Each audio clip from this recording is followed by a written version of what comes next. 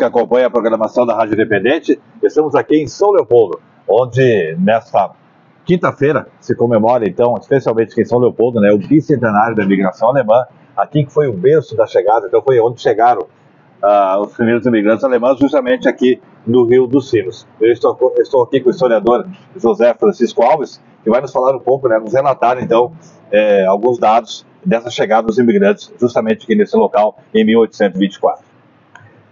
Perfeito. Aqui nós temos o local, a cidade, onde é o berço da imigração germânica organizada no Brasil, né? Antes de 1824, claro, houve várias imigrantes, né? De várias, principalmente da Europa, né?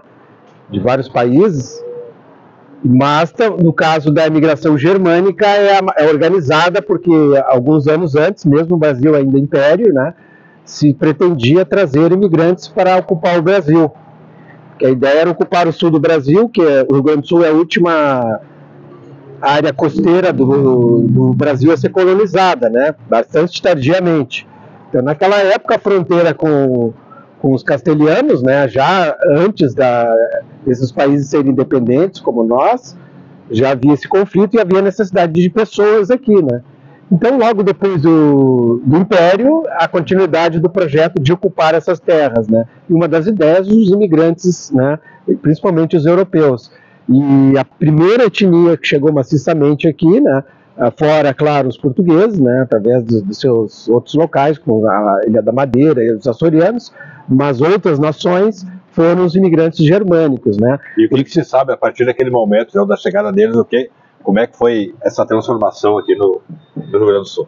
A Europa tinha um contingente muito grande de pessoas disponíveis, né, porque a Europa sempre viveu muitas guerras, né, desde lá até hoje, né, e depois de guerras napoleônicas, e um passe, mas também o progresso tecnológico, havia alimento, então havia muitas pessoas, né, sempre a população crescendo muito, e havia um excesso de pessoas, e esses germânicos foram, porque na verdade não existia Alemanha, né, a Alemanha ocorreu a partir de 1871, então eram povos germânicos, né, os que vieram para cá, para o Rio Grande do Sul, depois de 24, ao longo do século XIX, de várias regiões que hoje, inclusive, são a Pomerânia, que é na Polônia, algumas regiões até da Tchecoslováquia e alguma coisa da Áustria, né?